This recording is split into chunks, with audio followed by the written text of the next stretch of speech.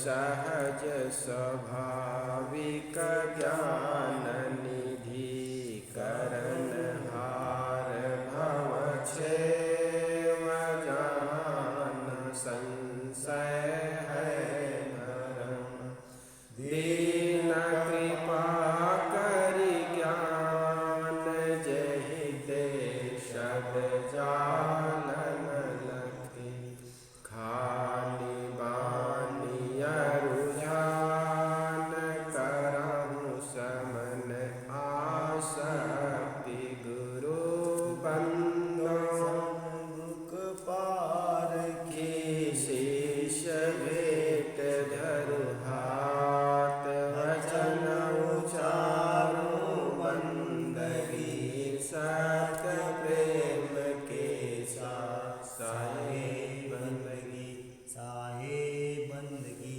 साहे बंदगी। बीजक चिंतन प्रवचन माला हाँ साहेब से प्रारंभ होता है। साखी नंबर 68।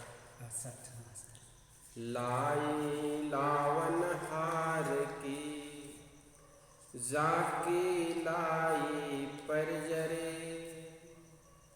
बलिहारी लावन हार की छप्पर बाँचे घर जरे। लाई लावन हार की साधक के हृदय में लाकर लगाए हुए ज्ञान की आग सद्गुरु की है।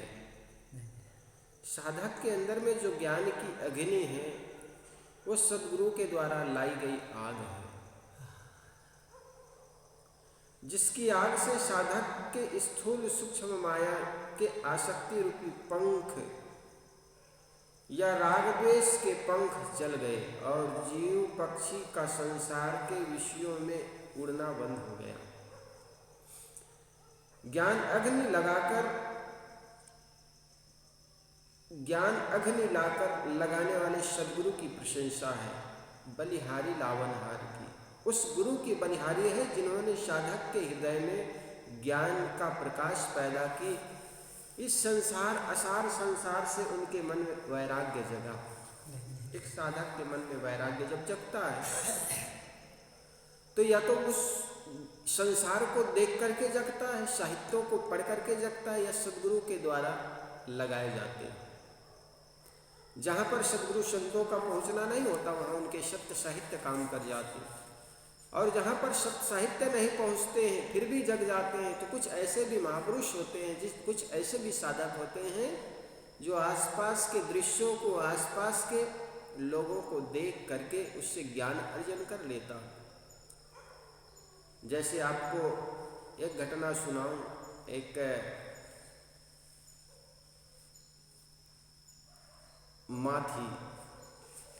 पहले समय में क्या है, मल को, गांव के शहर के मल को ढोने के लिए एक समाज हुआ करते थे।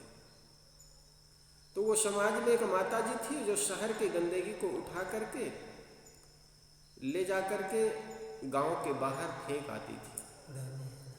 एक दिन उनको कीमती चादर मिल गई और जिस टोकरी से मल को उठा करके फेंकती थी उस टोकरी को उस चादर से ढक ली। जब रास्ते से गुजरी तो कुछ मनचले युवक जो चौराहे पर खड़े थे, उन लड़कों को लगा कि ये बाई क्या ले जा रहे हैं, ये सुंदर कीमती चादर से ढक करके। चल करके पूछे।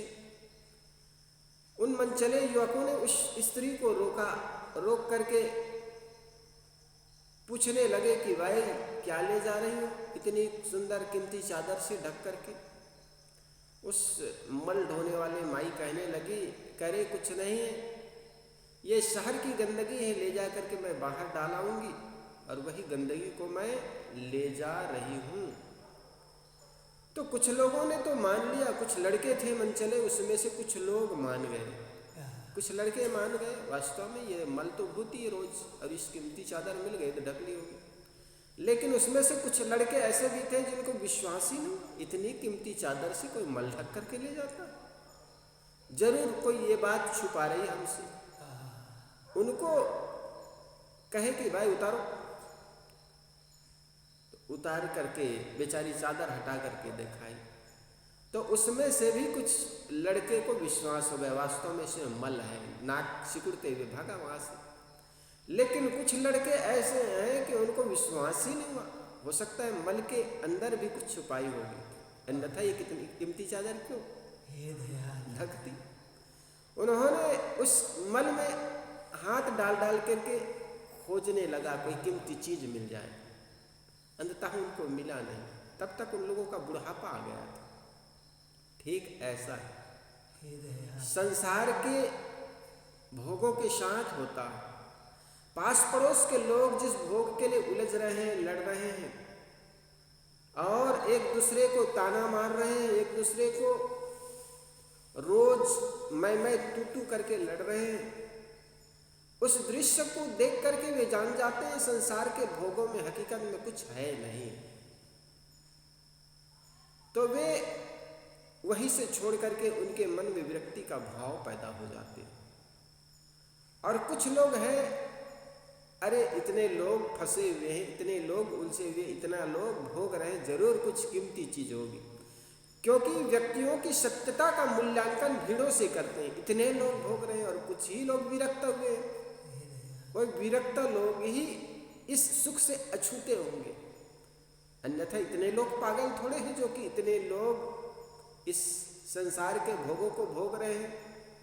वो सोचता है हम भी भोग लें, वो भोग में उतरता है और भोग में उतरता है तो पता चलता है इस भोग में वास्तव में क्षणिकता मलिनता के सिवाय कुछ नहीं है। और कुछ तब उनकी आंखें खुल जाती, वास्तव में इसमें है कुछ नहीं। लेकिन कुछ ऐसे लोग हैं जो उनमें डूब करके पूरा जीवन बिता देता है, फिर भी ऐसा लगता है अब नहीं मिला है तो आगे हो सकता है मिलेगा, वो बुढ़ापे तक खोजता रह जाता है। तो 3 प्रकार के लोगों का जिक्र किया गया यहाँ पर। एक तो लोग संसार की चीज़ों को देख करके, संसार के लोगों को देख करके उनको बात समझ में आ जाती है कि वास्तव में भौतिक चीज़ों और बाहर के लोगों से कभी हमारा मन तृप्त होने वाला नहीं। वो उस सबको देख करके अपने को अंतर्मुखी बना लेता है। और कुछ लोग होते हैं जिनको उसकी चोट लगती है तब उनकी आंखें खुल जाती है। और कुछ ऐसे भी लोग हैं जो संत गुरुजनों के सानिध्य पा करके अपने अंदर समाज से ही ज्ञान की बातें सुन लेता है और उसको आचरण करना शुरू कर देता है। तो वही सद्गुरु कबीर कहते हैं, साधक के हृदय में लाकर ज्ञान की आग यह तो सद्गुरु जगाता है, लाई लावन हार की जाकी लाई पर जरे। उस आग से व्यक्ति के अंदर के राग द्वेष के पंख जल जाते हैं। संसार में जो डुबकी लगाने की जो पंख है घूमने देखने की, वो मोह जल जाते हैं। और इससे किनकी बलिहारी? वह सद्गुरु की बलिहारी है जिन्होंने उस साधक के हृदय में वैराग्य और ज्ञान के अग्नि को लाया। छप्पर बाँचे घर जरे, सद्गुरु कबीर कहते हैं प्रशंसनीय है उस ज्ञान अग्नि लाने वाले सद्गुरु की। इस ज्ञान अग्नि से छप्पर तो बच जाते हैं और घर जल जाता है, अर्थात जीव का उद्धार हो जाता है और संसारिक अहंता ममता का घर जल जाता है। जीव का उद्धार हो जाता है, जीव का कल्याण हो जाता है। साहब इसी को आगे व्याख्यान में बताते हैं। सद्गुरु कबीर की एक बात में सुंदर अलंकार है, उलटवासी है, जो उद्बोध के साथ है और पढ़ने वाले के मन में भी, वाले के मन को भी मोह लेते हैं। इस साखी की पहली पंक्ति महत्वपूर्ण बात है कि सद्गुरु ने आग लगाई और जीव के पंख जल गए। यह संसारिक जीव स्थूल सूक्ष्म माया की आसक्ति के पंख से संसार में उड़ता है। प्राणी पदार्थों का मोह स्थूल माया की आसक्ति है और मान सम्मान, रिद्धि सिद्धि, परोपकार, देवी देवादि का मोह सूक्ष्म माया ही आसक्ति है। इन्हीं की बीज की भाषा में खाड़ी वाणी भी कहते हैं। और स्थूल सूक्ष्म माया की आसक्तियां मानो संसारी जीवों के वे पंख है जिसके सहारे यह संसार में भ्रमण जाल में उड़ता रहता है और इससे उनको कभी विश्राम नहीं मिलता। जब सद्गुरु साधक के हृदय में ज्ञान की आग लगा देते हैं तब जीव के वे पंख जल जाते हैं जिससे वह भटकता था, अतएव उसका भटकना बंद हो जाता है। यह जीव जमीन, मकान, रुपये, पैसे, परिवार, समाज आदि प्राणी पदार्थों के मोह लोभ में पड़कर ही तो भटकता है, परंतु इसमें से क्या उनके है। यह ठीक है कि मनुष्य को जीवन भर उनका व्यवहार लेना पड़ता है, परंतु एक होता है केवल कर्तव्य दृष्टि से एवं विवेक पूर्वक और दूसरा होता है लोभ मोह पूर्वक। यह लोभ मोह पूर्वक होता है वही बंधन होता है। यह स्थूल माया की आसक्ति जीव को भटकाती है। दूसरी आसक्ति है मान सम्मान की, या यह व्यामोह की उससे अलग कोई देवी देवता या ईश्वर परमात्मा है और जब वह मिल जाएगा तब हम कृतार्थ हो जाएंगे। इसके लिए भी जीव भटकता है।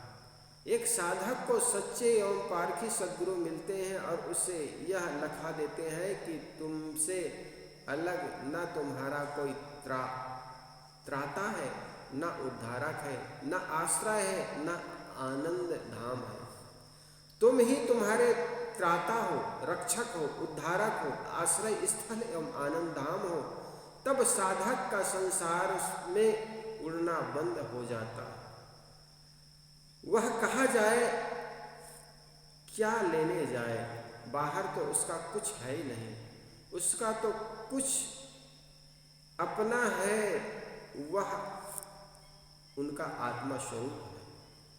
वह स्वयं ही अपना सर्वस्व है। अपने आप को पा जाने के बाद संसार में उनके लिए कुछ भी प्राप्तव्य नहीं रह जाता। अतएव सद्गुरु प्रदत्त ज्ञान अग्नि से जीव को भटकाने वाले रागद्वेष स्थूल सूक्ष्म माया के पंख जल जाते हैं। साहब कहते छप्पर बाँचे घर जले। और जिस साधक के मन में जब राग द्वेष, ईर्षा द्वेष, ये सारे जब जल जाते हैं ना, फिर उनके मन में मान सम्मान ये कुछ रह नहीं जाता। और जिस साधक के मन में वैराग्य हो जाए, संसार से आसक्ति हो जाए, फिर वो कुछ पाने की चाहना नहीं करेगा। समाज के लोग हमें सम्मान दे या ना दे, समाज के लोग उसको अपमान देगा तो भी उनके हित भाव चाहेगा। चीन की एक घटना है। एक साधक था, गांव में आए तो लोगों ने काफी सम्मान दिया, हार माला से उनको स्वागत किया। गांव के बाहर एक कुटिया बनाकर उनके लिए छोटा सा आश्रम बना दिया। वो संत उस कुटिया में रहने लगे। लोगों का आना जाना हुआ, बड़ा प्रेम प्यार पाया। लेकिन थोड़े दिन में कहते हैं ना, किसी की नजर लग गई। ऐसा ही उनके जीवन में, उनके सुखद जीवन में लोगों की नजर लग गई और उनका जीवन के विपरीत लोग हो गए, उनके शत्रु हो गए। एक दिन ऐसा हुआ, लोग गाली गलौज करते हुए उनके दरवाजे पर आए।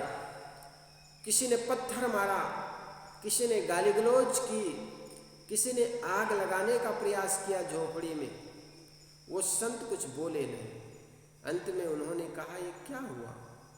कल तक तो तुम मुझे आदर देते थे, सम्मान देते थे, हारमाला पहनाते थे, आज मेरे खिलाफ कैसे हो गए?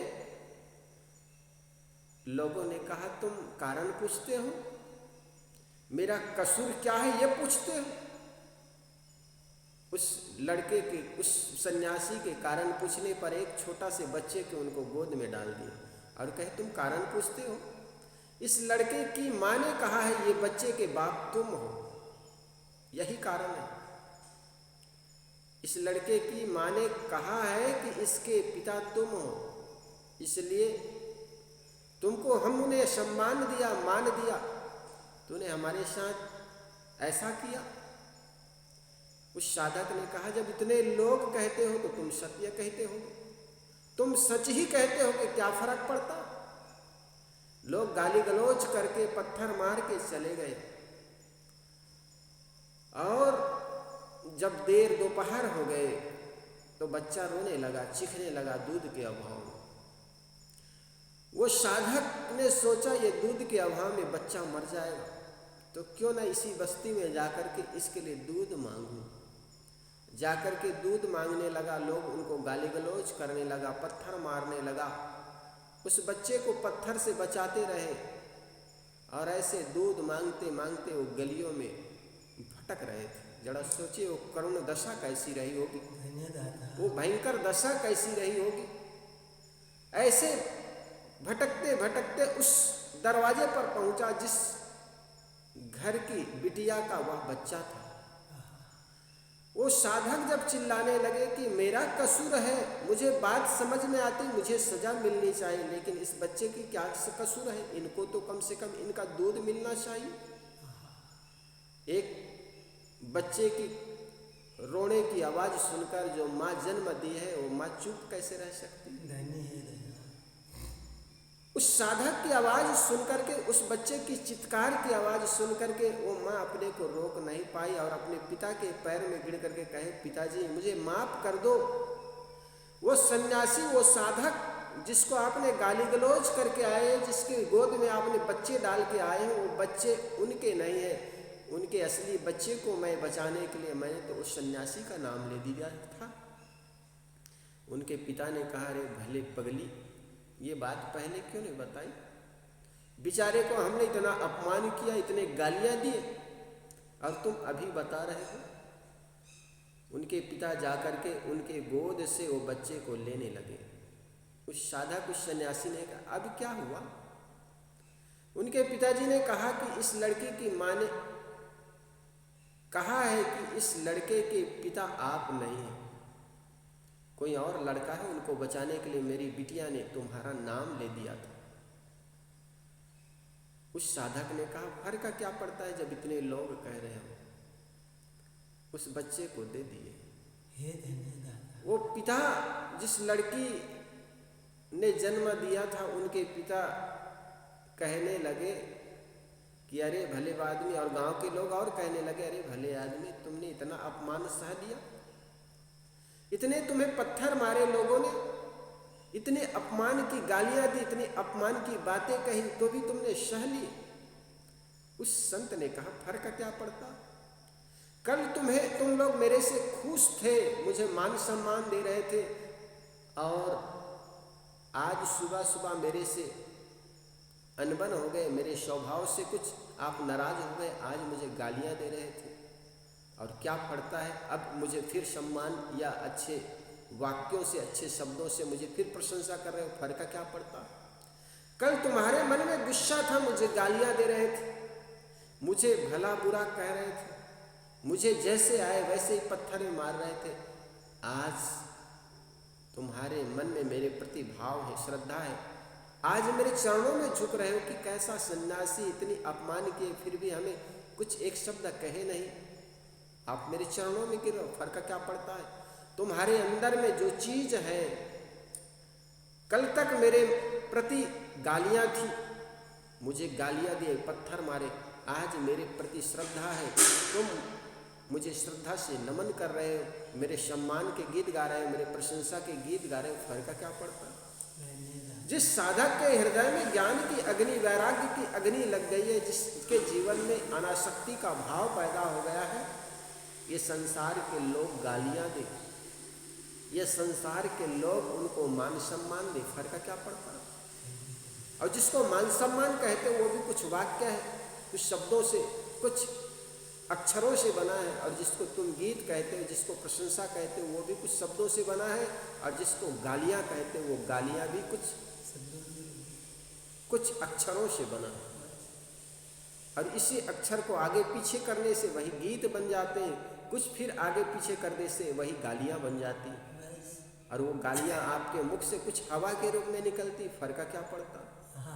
इतना भाव, इतना विवेक जिसके मन में जग जाए, वो किनसे झगड़ा करेगा, किससे लड़ाई करेगा। इसलिए ऐसा मन निर्मल हो। साहब कहते हैं बलिहारी लावनहार की छप्पर बाँचे घर जरे। सदगुरु कबीर कहते हैं उस सदगुरु की बलिहारी है जिन्होंने ये ज्ञान की अग्नि, वैराग्य की अग्नि साधक के हृदय में लगा देते हैं, तो उनकी आत्मा का तो कल्याण हो जाते हैं, और उनके बनाए हुए माया मोह रूपी घर जल जाते हैं। इसी को साहब बड़े अच्छे ढंग से करे, छप्पर बाँचे घर जरे। दूसरी पंक्ति यहाँ महत्वपूर्ण कथन है, किसी भी मकान में आग लगने पर पहले छप्पर ही जलता है, क्योंकि वह घास फूस का होता है, परंतु यहाँ तो घर जल गया और छप्पर बच गया। यहाँ भी शाब्दिक नहीं बल्कि लक्षणा अर्थ है। अधिकतर हम देखते हैं उलटवासी सदगुरु कबीर कहते हैं, बड़े अच्छे उलटवासी कहने में, व्यंग कहने में। उलटवासी और व्यंग का अर्थ ये समझना चाहिए कि किसी भी व्यक्ति को व्यंग पूर्वक कहो ना तो उनकी कानें खड़ी हो जाती हैं, ये क्या कह रहे हैं, उनके और आकर्षण हो जाते हैं, ये क्या कह रहे हैं। जैसे साहब कहते हैं ना कि आग जो लागी समुद्र में धुआं न प्रकट हो। अब समुद्र में कोई आग लग सकती है क्या? लेकिन संसारिक आसक्तियां जल जाती हैं। ये संसार, मनुष्य के अपने बनाए हुए संसार में आग लग जाते हैं, फिर इससे धुआं प्रकट नहीं होते। वही बात यहाँ कह रहे हैं साहब कि छप्पर बाँचे। बाहर में घर जो जलते हैं उसमें सबसे पहले छप्पर जलते हैं, दीवार क्या जलेगी। घास फूस के होने से, लकड़ी और पत्ते से, पत्ता से बने होने से उनके घास फूस के छप्पर जल जाते हैं, घर तो बचा रहता है। हमने देखा कई बार घर में जब आग लगती तो छप्पर पर ही आग लगती। हाँ, नेपाल में घर में आग लगती है तो वहाँ काठ के बनी होती, काठमांडू कहते हैं। हमने गया वहाँ पर देखा बहुत से मकान है काठ से बने होते हैं, लकड़ी से बने होते हैं। हाँ, वहाँ पर आग लगने की संभावना है, लेकिन जहाँ पर मिट्टी और ईंट से बने हो वहाँ मकान में क्या आग लगेगी, छप्पर में आग लगती। लेकिन साहब यहाँ पर बड़े मगन होकर के उलटवासी कहते हैं छप्पर बाँचे घर जरे। साधक के हृदय में जब आग लगती है तो आत्मा का कल्याण हो जाता है, लेकिन उनके राग द्वेष रूपी बनाए हुए संसारिक घर में आग लग जाती है। इस प्रकार साहब कहते हैं कि यह छप्पर का अर्थ है छह के ऊपर। छह के ऊपर क्या?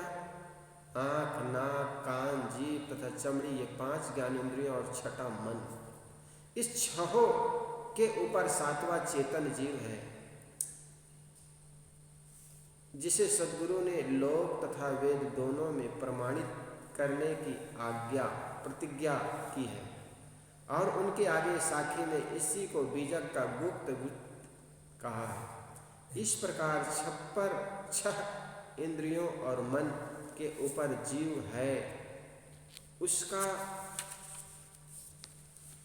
उद्धार हो जाता है। छप्पर बाँचे, 6 के ऊपर छप्पर चेतन आत्मा, क्योंकि ज्ञान की आग से अहंकार का घर जल जाता है। जीव अपने स्वरूप को भूलकर मिथ्या मान्यताओं का अहंकार कर लेता है।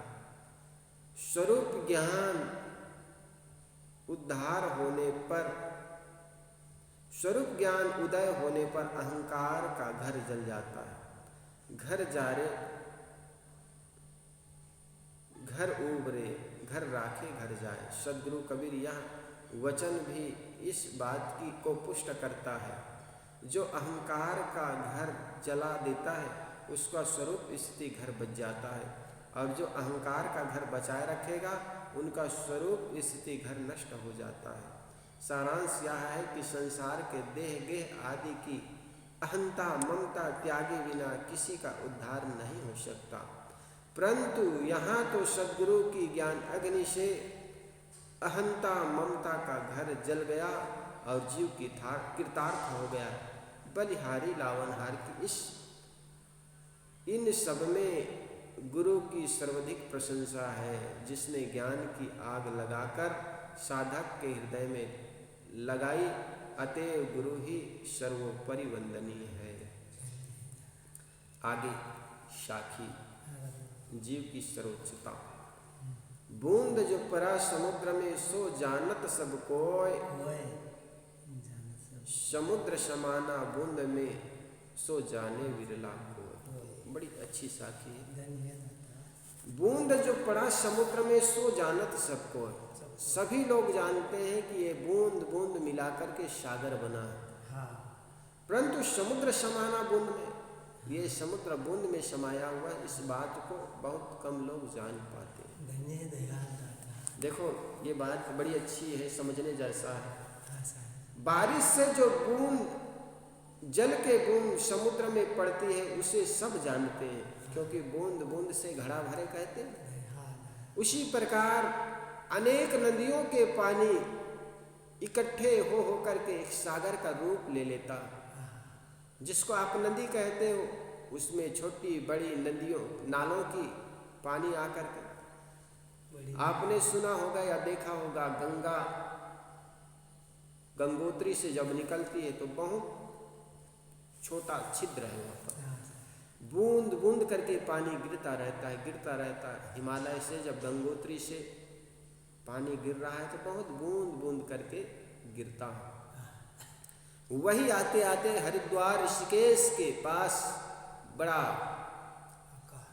आकार ले लेता है, बहुत बड़ी हो जाती है नदियाँ, चौड़ी हो जाती है घाट। और इलाहाबाद आते आते खूब बड़ा हो जाता है, जहाँ पर कुंभ मेला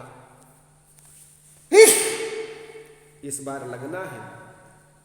पूरा वो घाट नदी के पूरे घाट पर ही मेला लगता है। तो साहब वही कह रहे हैं, बारिश के पानी बूंद बूंद करके जो गिरता है वो सब देखने में आता है, उसी पानी का सागर का रूप ले लेता है। ये सब जानते हैं लोग। परंतु सूर्य की गर्मी और वायु के संपर्क में समुद्र का जल वाष्प रूप में उड़ करके बदल बनकर बूंद में समाया है, उसी को विरला जानता है। जीव ब्रह्म में लीन होता है, या बहुत लोग कहते हैं, परंतु ब्रह्म जीव ही में लीन है, अथवा ब्रह्म तत्व श्रेष्ठ तो जीव में ही निहित है। इस तथ्य को कोई विरला जानता है। सागर में जो पानी इकट्ठे होते हैं सब देखता है। बारिश का पानी गिर रहा है, और बारिश के पानी जब गिर रहा है नदियों और नालों से होकर के धीरे धीरे बूंद बूंद करके वो सागर का रूप ले लिया, ये जान गए। लेकिन जो सागर का पानी इकट्ठे हो रहे हैं, किससे? धूप से। सूरज का प्रकाश जब पड़ता है तो वो बूंद बूंद पानी भाप के रूप में आकाश में चला जाता है, वो बदल का रूप ले लेता है। इस बात को विरले लोग जानते हैं। वो बूंद बूंद करके बदल इकट्ठा कर लेता है। बूंद जो पड़ा समुद्र में सो जानत सबको, समुद्र समाना बूंद में। ये समुद्र के पानी बूंद में समाये जा रहे हैं, बदल में, ये विरले जानता है। ठीक इसी प्रकार लोग ये कहते हैं कि जीव ब्रह्म में लीन हो जाते हैं, ब्रह्म में लय हो जाते हैं। ये बात तो व्यक्ति अधिकतर कहते हैं। अंत में हमें ब्रह्म में मिल जाना है, अंत में भगवान में लीन जाना है। गोस्वामी जी के वो पंक्ति भी दोहराते हैं कि ईश्वर अंश जीव अविनाशी। इसका दूसरे ढंग से कहते हैं, ईश्वर अंश जीव अविनाशी है। एक जगह मैं अभी गया था, पालड़ी, जोधपुर में एक पालड़ी जगह है, वहाँ पर उन्होंने कहा था ईश्वर अंश, ईश्वर के अंश है कौन? जीव अविनाशी। जीव अविनाशी जो है ईश्वर का अंश है। उन्होंने उलट करके बोला ऐसा नहीं तो कैसा? ईश्वर अंश है जीव अविनाशी है। ईश्वर अंश इसलिए है क्योंकि ईश्वर की कल्पना मनुष्यों ने की है, इसलिए वो टूट जाता है, मिट जाता है। बात अच्छी लगी मुझे। ईश्वर अंश, देखो जो चीज अंश होती है उसका और अंश हो सकता है। जैसे एक कागज का टुकड़ा हो, एक पुस्तक से आप कागज फाड़ते हैं, वो कागज पुस्तक का अंश हो गया, वो कागज जो है पुस्तक का अंश हो गया। उस पुस्तक को और फाड़ सकते हो, है और फाड़ सकते हो, क्योंकि वो अंश है। और पुस्तक, चूंकि पुस्तक भी अविनाशी नहीं है, इस पुस्तक को भी फाड़ सकते हो, क्योंकि यह अविनाशी है, अविनाशी नहीं है, ये नाशवान है। लेकिन जिसको तुम अविनाशी कहते हो उसका अंश नहीं होता। अगर अंश होता है तो उसका और अंश हो सकता था, और अंश हो सकता था, और अंश हो सकता था। इसलिए जीव अविनाशी। ईश्वर की कल्पना मनुष्यों ने की है, इसलिए उसका अंश हो जाता है, टूट जाता है, बिखर जाता है, समाप्त हो जाता है। उन्होंने कहा तो मुझे लगा वास्तव में बहुत अच्छे अर्थ किया आपने। तो उसको, इसको दो ढंग से अर्थ करते हैं। ईश्वर अंश, ईश्वर का अंश है कौन? अविनाशी जीव। जो अंश होगा कभी अविनाशी नहीं हो सकता, इतना जान लेना। जो भी चीज इस धराधाम में अंश के रूप में है, जिसको अंश मानेंगे उसका नाश जरूर होगा, वो अविनाशी नहीं हो सकता। जैसे ये कागज के टुकड़ा अंश हो गया, इस कागज का और टुकड़ा कर सकते, और अंश का कागज के जो लिए हो उसको और टुकड़ा कर सकते, इसलिए वो धीरे धीरे करके वो नाश हो सकता, लेकिन जीव अविनाशी। साहब कहते हैं समुद्र समाना बूंद में सो जानत सबको। ये समुद्र में समाया है बूंद, ये तो सब जानते हैं। जीव ब्रह्म का अंश है, ये अधिकतर लोग कहते हैं, लेकिन इस जीव में ही ब्रह्म का उद्घाटन होता है, इसी में ईश्वर का उद्घाटन होता है। वो कैसे? तो गुरु वशिष्ठ द्वारा एक सुंदर ग्रंथ बनाए हैं, ग्रंथ का तो नाम भूल रहा हूँ, गुरु वशिष्ठ ने बनाया है। उसमें महाराज राम से महाराज लक्ष्मण प्रश्न करते हैं, जीव इसमें भेद क्यों? हे भगवान, हे भैया, ये जीव और इसमें भेद क्या है, क्या अंतर है? तो उन्होंने कहा इतना ही है सदीश, इतना ही अंतर है भाई। बद्ध दशा में जीव है और मोक्ष दशा में शिव। जो संसारिक चीजों से बंधा हुआ है, संसारिक मान्यताओं से बंधा हुआ है, वो जीव है, और बंधन से अपने को मुक्त कर लिया, वो शिव का उद्घाटन हो जाता, भाई शिव हो जाता। जब तक हम संसार में अपने मन को बांधे, शरीर को बांधना नहीं है, शरीर तो आदमी का कैसा भी हो, मन को निर्बंध करना है। और मन संसार से बंधा रहे और तुम त्याग के नाम पर कहो कि हम बाहर दूर रहते हैं, लेकिन मन जो जुड़ा हुआ है तो समझो कहीं नहीं, मुक्त नहीं हुए। इसलिए सबसे काम करना है, जहाँ रहते हैं वहीं रहें, लेकिन हम मन को अलग करना है, मन के आकर्षण को, मन के जो बंधन है उसको तोड़ना है। मैंने कल कहा था ना, एक सन्यासी था, बड़े क्रोधी था, बात बात पर कहते थे, जानते हो मैं कितना त्याग, करोड़ों का त्याग करके आया। तो दूसरा साधक ने कहा तुम त्याग करके आए हो ना, लात मार के आए हो? हाँ, तो लात ठीक नहीं पड़ा, इसलिए अभी भी याद बनी हुई है। जब त्यागे हो तो उसको भूल जाओ। जब तुम मल त्यागते हो, जब थूक त्यागते हो, तो क्या उनको याद करते हो? इसी प्रकार संसार की चीजों को तुम त्याग दिए तो उनको याद क्या करना, भूल जाना। साहब कहते हैं ये जीव जो है ब्रह्म का अंश है, अपने ब्रह्मधाम से आया है, साकेत लोक से आया है, सतलोक से आया है, ऐसा लोग कहते हैं। लेकिन इस जीव के अंदर ही ये सारे लोक हैं, ये बात कम लोग बता पाते हैं। समझना है, जानना है, कौन है जो इस सब की चर्चा करता है, कौन है जो वहां पहुंचना चाहता है। साहब कहते हैं लोगों की मानसिकता को ऐसे लकवा मार गया है कि वे घूम फिर कर जीव को तुच्छ सिद्ध करते हैं और ब्रह्म को बड़ा। जीव स्वयं प्रत्यक्ष है और ब्रह्म मन की कल्पना है।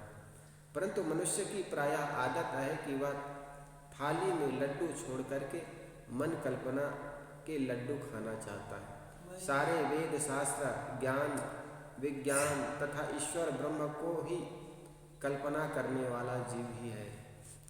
दुनिया में जितने भी शास्त्र रचे गए हैं वो शास्त्रों का भी रचना मनुष्यों ने की है। जिसको परसों पढ़े थे ना, जो अन शायर मूझते रसिया लाल कराय, अब कबीर पांजी पड़ा फंथैया वह जा। अपने ही द्वारा कल्पित शास्त्रों को बनाकर उस शास्त्रों के मोह में आदमी पड़ जाता है। दुनिया में जितने भी शास्त्र हैं वो सब मनुष्यों के रचे गए हैं, मनुष्यों के द्वारा बनाए गए हैं और वो अपने ही बनाए, मतलब हम नहीं तो हमारे अनुज का। सदगुरु श्री निर्मल साहिब जी हुए, उन्होंने बड़ा अच्छा कहा, जिसको तुमने नहीं बनाया तुम्हारे ही समान तुम्हारे भाई ने बनाया, तुम्हारे समान तुम्हारे बुजुर्गों ने बनाया, जीव ने बनाया। और जीव के बनाए हुए शास्त्रों पर ही आदमी अटक जाते हैं। ये फलाने शास्त्रों में लिखा है, अमुक का मंत्र है। अरे अमुक का मंत्र है, किसका मंत्र है, किसका क्या है, उस वाक्य को परखो, विवेक करो। अगर विवेक की कसौटी से खरा उतरे तो वो शब्द को मानो। जैसे 2-2 4 होता, एक बच्चा भी कहे तो मान लो, लेकिन कोई कहे 2-2 5 होता है तो बूढ़े भी कहे या किसी शास्त्रों में लिखा हुआ है तो भी मत मानो। जैसे यूपी के स्त्री हो, राजस्थान का पुरुष हो, दोनों में शादी हो जाए तो बच्चे निर्माण हो जाता।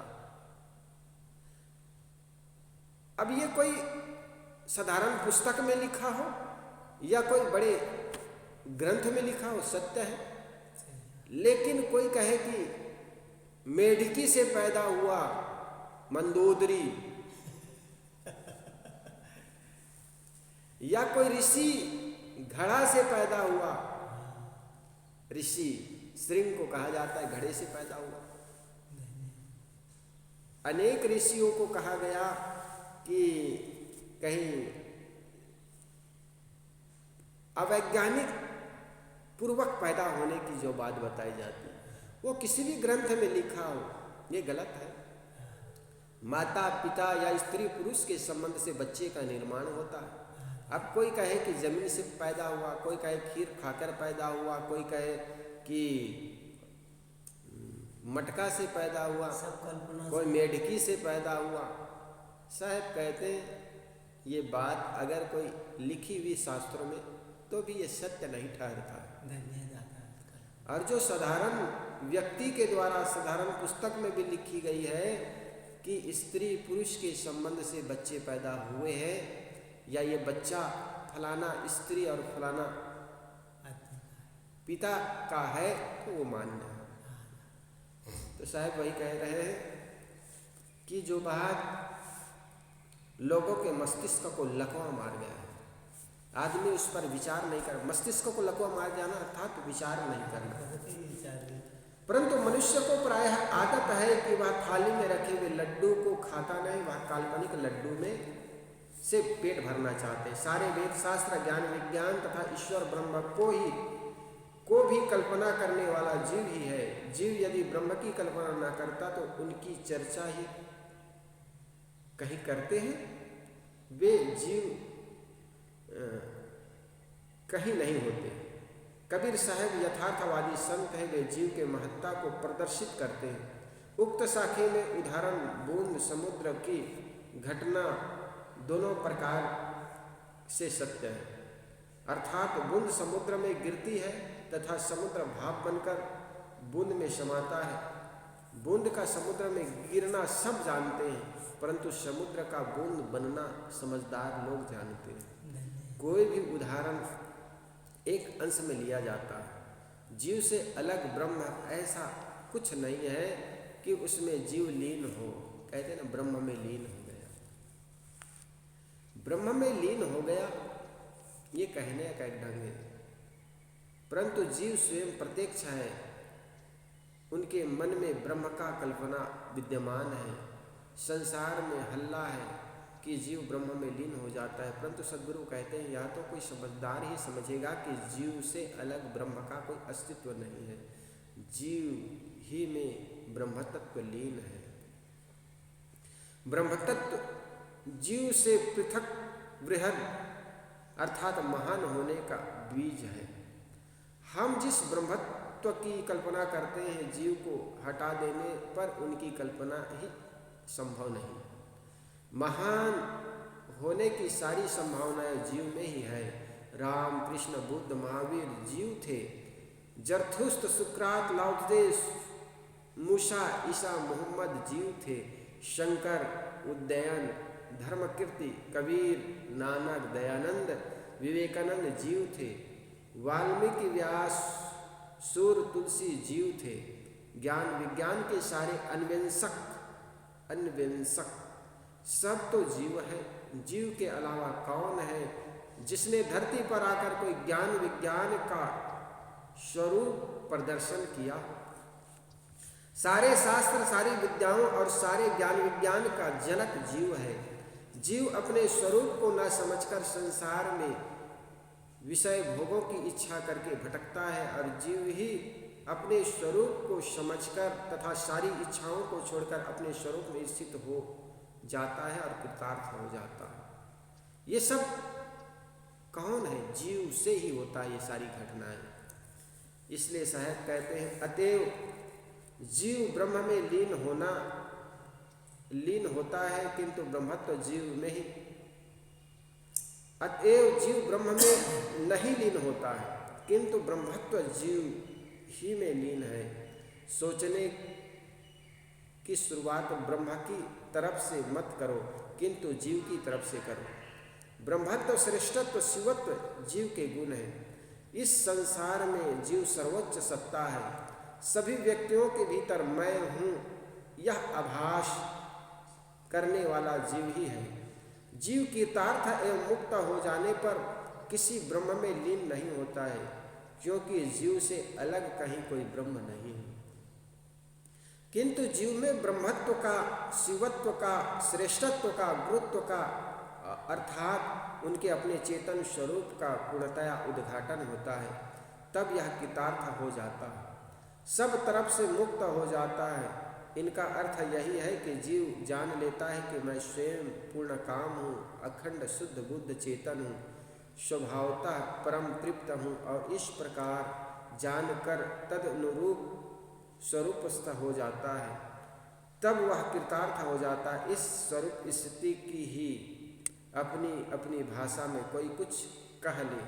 जीव अपने स्वरूप में स्थित हो जाता है, पर स्वरूप में नहीं। पर स्वरूप में किसी की भी स्थायी स्थिति नहीं होती है। तो इस प्रकार जीव के सर्वश्रेष्ठ होने की बात सद्गुरु कबीर यहाँ कहते हैं। बूंद जो पड़ा समुद्र में, सो जानत सब कोय, समुद्र समाना बूंद में, यह जाने विरला कोय, सो जाने विरला कोय।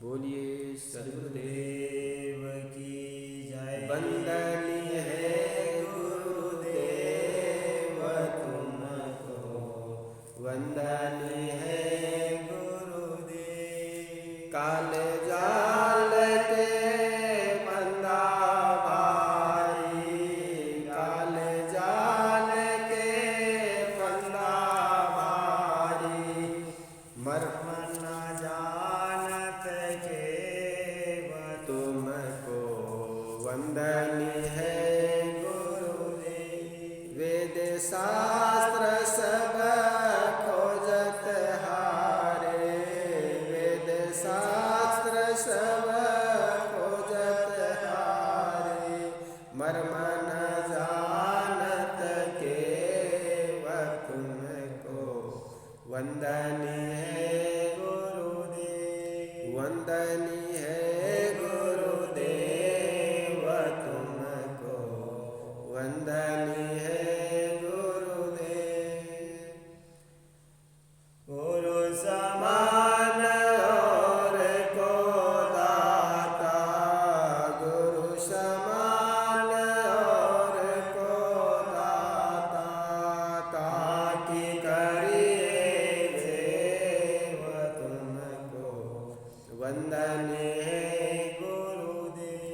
वंदनीय गुरुदेव तुमको, वंदनीय गुरुदेव। साहिब कबीर भय पद दाता, साहिब कबीर भय पद दाता, पूरन परख समेव तुमको, वंदनीय गुरुदेव, वंदनीय गुरुदेव तुमको, वंदनीय गुरुदेव। आरती हो गुरु आरती हो, आरती गरीब निवाज साहिब आरती हो, ज्ञान आधार विवेक की बाती, ज्ञान आधार विवेक की बाती, सुरति ज्योत जाग साहिब आरती हो, आरती गरीब निवाज साहिब आरती हो, ज्ञान आधार विवेक की बाती, ज्ञान आधार विवेक की बाती, सुरति ज्योत जाग साहिब आरती हो, आरती करो सदगुरु साहिब की, जहाँ सब संत समाज साहिब आरती, दरस परस गुरु चरण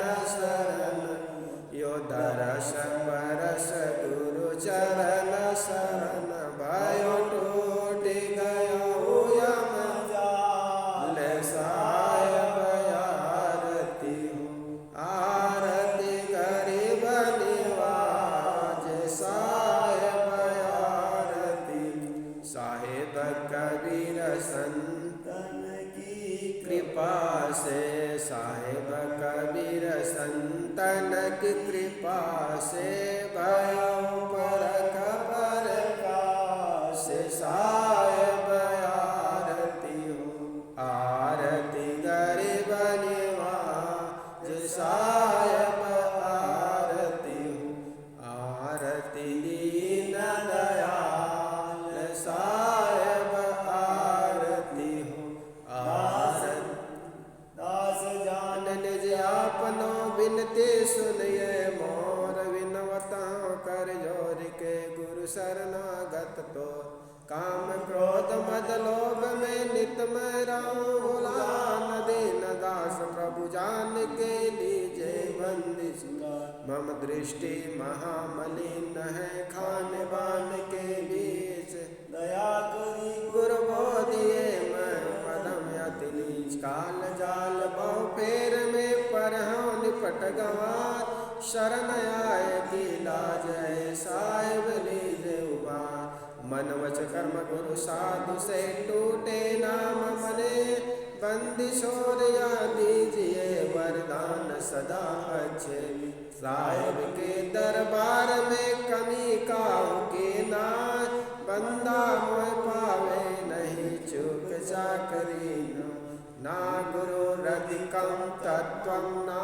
गुरुरधिकं तपः, गुरुर्ज्ञानात् परं नास्ति तस्मै सद्गुरुवे नमः, ध्यानमूलं गुरुर्मूर्ते, पूजामूलं गुरुपदं, मन्त्रमूलं गुरुर्वाक्यं, मोक्षमूलं गुरुर्कृपा, गुरुर्देवो गुरुर्धर्मो गुरुर्निष्ठा परं तपः, गुरुर्परतरं नास्ति नास्ति तत्त्वं गुरुपरं, बंदौ षण्मुख पार्थी शेष भेंट दरबार, वचनौ चारो बंदगी सत्य प्रेम के साथ, साए बंदगी साए बंदगी।